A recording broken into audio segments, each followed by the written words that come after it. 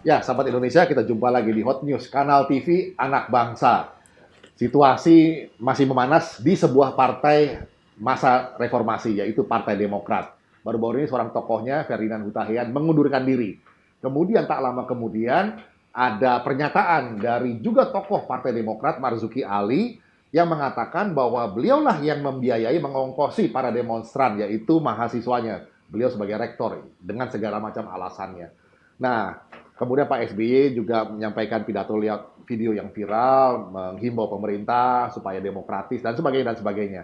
Nah, berbincang soal Partai Demokrat ada apa di belakang ini dan bagaimana implikasi dari statement-statement dan behavior politik dari Partai Demokrat ini, bersama saya sudah ada Rudi Eskamri, pengamat dan penulis sosial politik.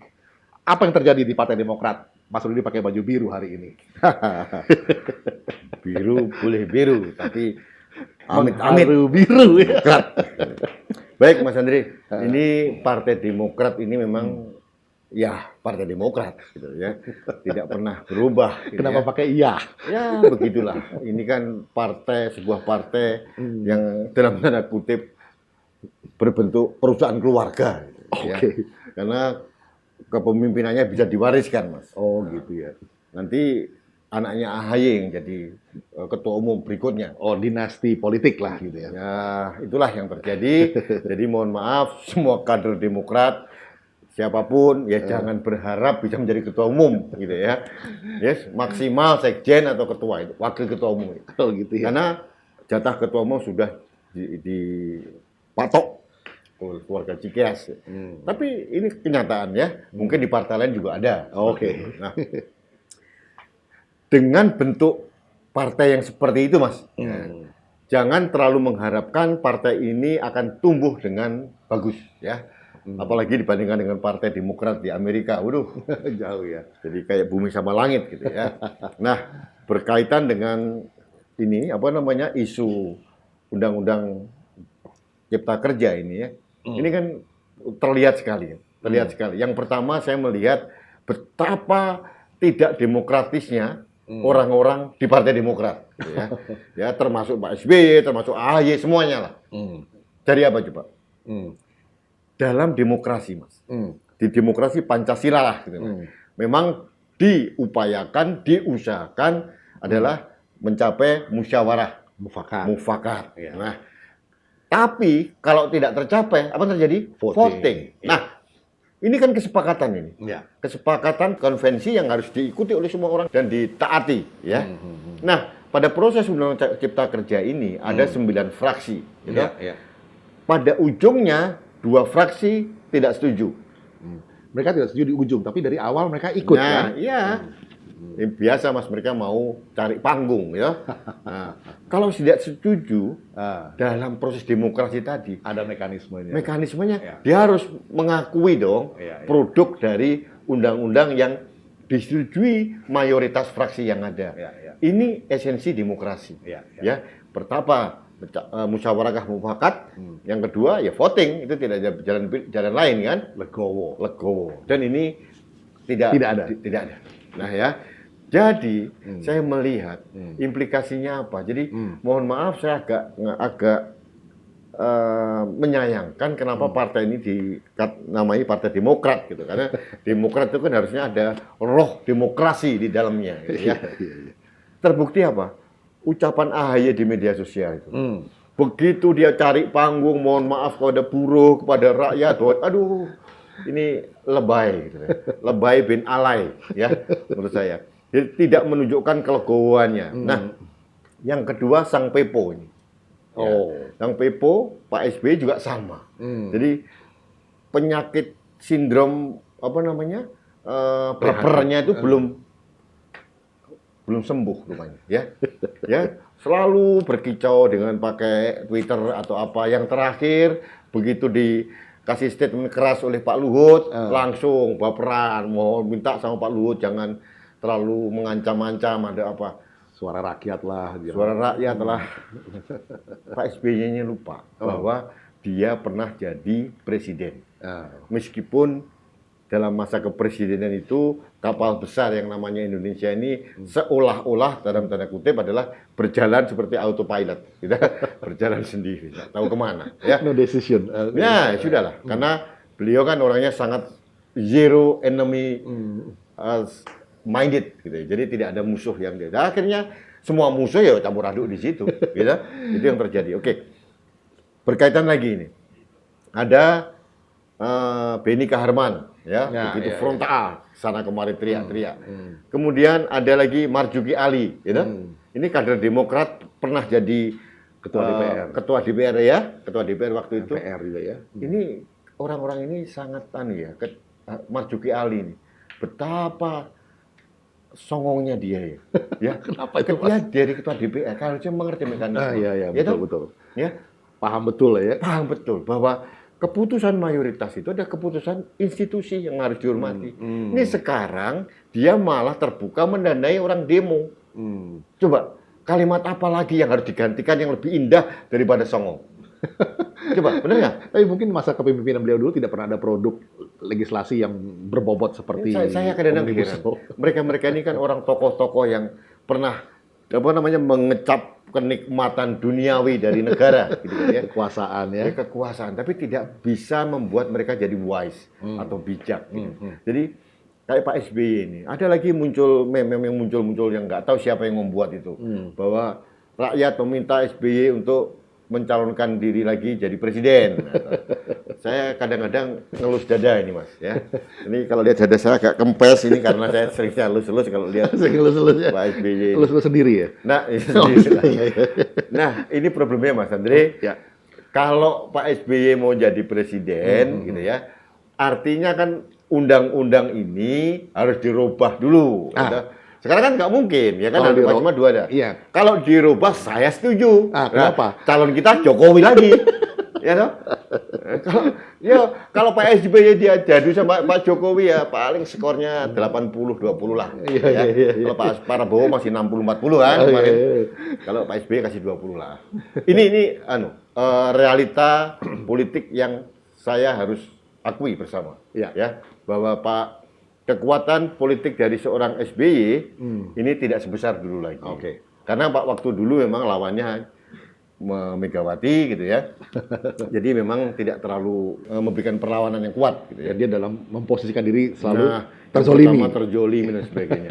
Jadi Jurus ampuh tuh ya. Jadi menurut saya rakyat juga harus mulai cerdas ya. Tidak perlu membuli Pak SBY gitu karena memang sudah orangnya kayak begitu gitu, ya. Jadi saya juga harus sekarang beliau juga sendiri juga gitu loh. Kalau sedih tidak ada Ibu Ani lagi kasihan juga. Siapa yang menemani? Gitu. Ini harus kita harus empati lah. Iya, Mas Rudi, ini satu lagi ya. Memang ini situasi memprihatinkan memang. Ya, mungkin seperti gaya bahasa Pak SBY. Saya prihatin juga dengan Pak SBY dengan kondisinya ya. Tapi kan di dalam Partai Demokrat itu juga banyak orang-orang yang bukan orang sembarangan, Pak.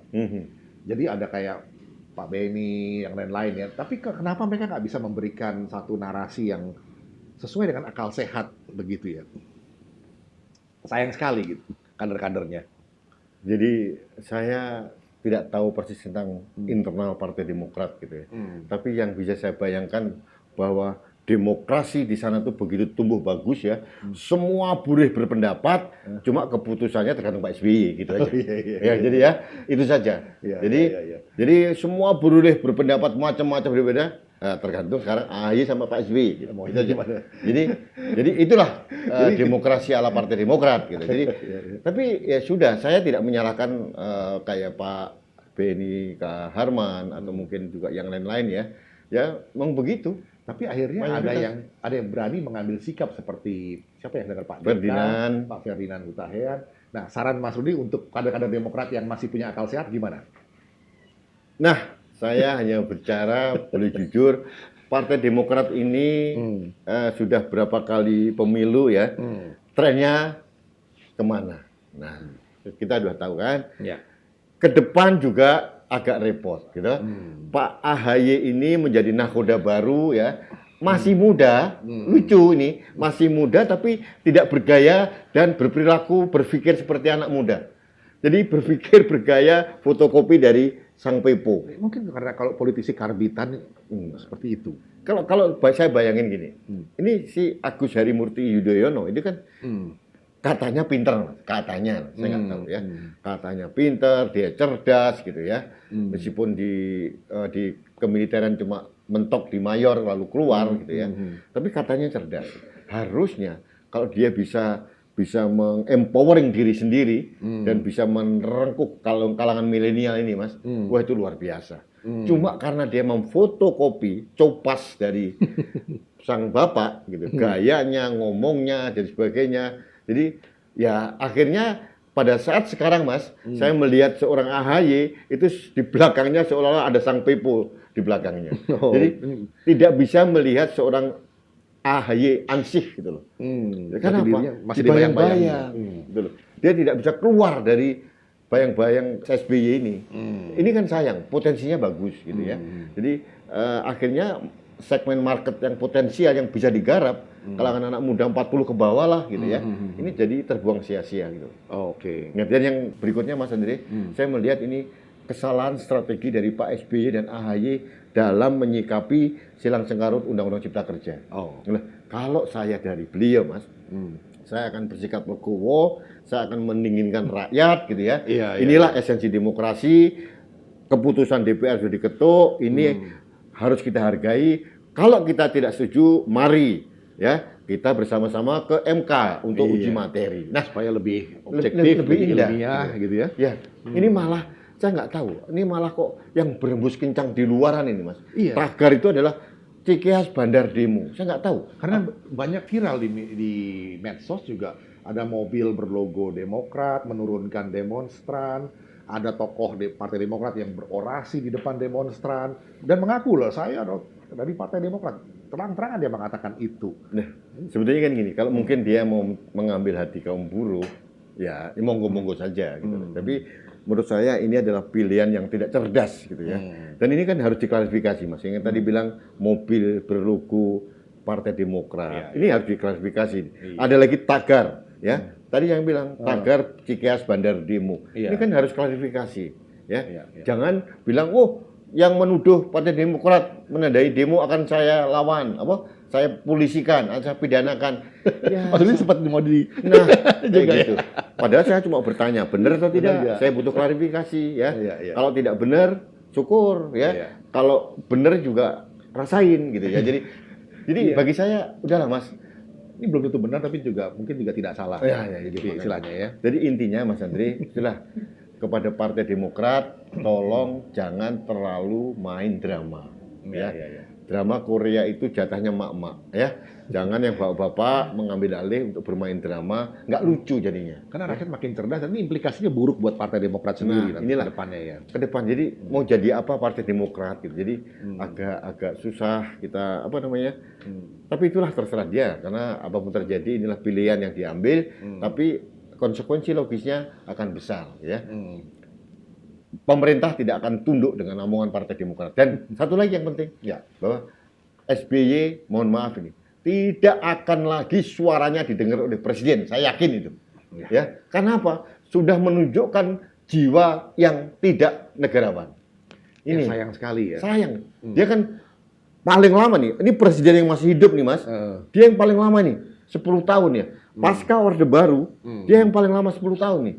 Harusnya wawasannya, pengalaman itu kan disumbangkan untuk pemerintah dan negara kan? Dengan cara yang elegan, cara yang dia jadi bapak bangsa yang keren. Ini terakhir Mas Rudi ya. Apa sih yang menjadi dasar dari gerakan-gerakan politik Partai Demokrat seperti ini? Ada yang bilang nyeletuk ini perlu diklarifikasi juga memang. Ini karena mereka mau mengamankan, ya ini mohon maaf, yang juga belum tentu benar, tapi juga belum tentu salah, yaitu mengamankan hasil jarahan lewat mafia-mafia. Kemudian juga ambisi kekuasaan. Jadi dua hal ini yang mendorong perilaku politik seperti ini. Sebetulnya ya, kalau benar ya, kalau benar yang dikhawatirkan itu, sebetulnya kan tidak terlalu beralasan ya. Pemerintah Presiden Jokowi juga tidak mengincar itu kok, ya tidak mengincar itu kok, gitu ya. Masalah jarahan-jarahan itu, udah biarlah, ya, biar aja lah paling jadi uang setan dimakan jin, itu saja. Gitu ya. Kan nggak ada tanda-tanda Presiden Jokowi mengutip-utip itu kan, nggak ada sama sekali kan. Presiden Jokowi cukup elegan untuk membereskan Pertamina misalnya, ya tidak menyinggung siapa-siapa dan sebagainya. Nah, yang kedua tadi masalah keinginan untuk berkuasa, ya ini kan lucu, ya kan? Lucu sampai dia teriak tertinggal serak, Mas. Nggak akan mungkin Presiden Jokowi jatuh itu. Ya kenapa? TNI Polri di belakang Pak Jokowi, rakyat di belakang Pak Jokowi. Nah, kalau Demokrat menginisiasi gerakan untuk mendongkel presiden, nah ini akan menjadi sejarah paling kelam dari seorang partai. Ya, jadi saya akan melawan keras ini, karena saya bukan untuk Pak Jokowi, Mas, tapi untuk Indonesia ini. Jangan sampai dijegal di tengah jalan yang susah kita juga. Mereka sudah kaya raya, Mas. Ya, ini kan ada agak repot. Pak SBY ini benar-benar saya bilang, kok kenapa ya? Jadi kedewasaan umurnya kan sudah 71 tahun, Mas. Gitu.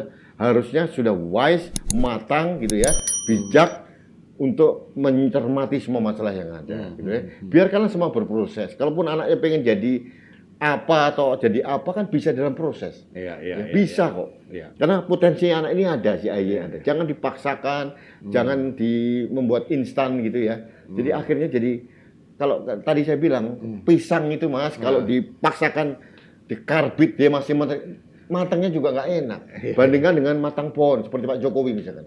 Kan matang pohon dia. Ya, paling mentok mesti digoreng-goreng jadinya, pisang goreng jadi ya digoreng-goreng. paling plok dimakan pakai sambal ya itu kayak di Sulawesi.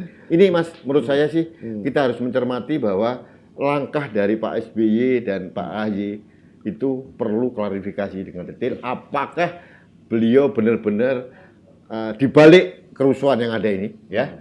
Ini perlu diklarifikasi, ya. Jangan isu ini menjadi liar, gitu ya.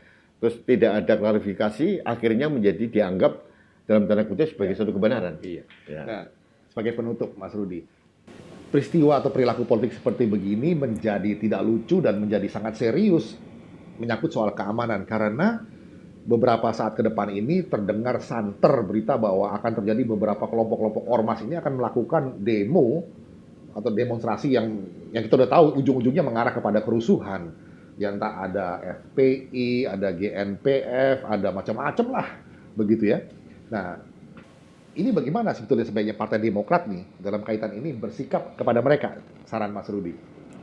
Satu, jangan memberikan sumbangan logistik apapun pada kelompok ini. Ya, jangan memprovokasi, ya toh? Karena pasti ketahuan ya, aliran dana itu ya. Ketahuan sekarang. Mau cari pakai cara apa itu ketahuan kok, ya toh?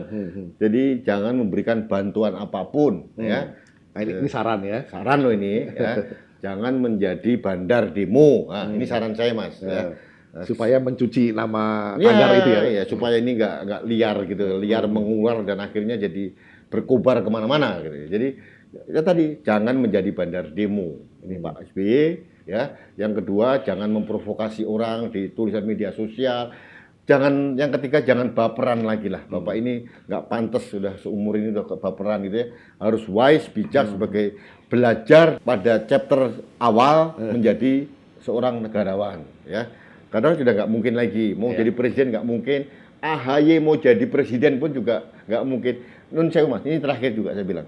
Partai Demokrat itu kan selalu partai yang salah tempat. Salah tempat. Nah, kayak kemarin ya, dalam Pilpres 2019 ya. Mau berpasangan sama Pak Prabowo. Pak Prabowo.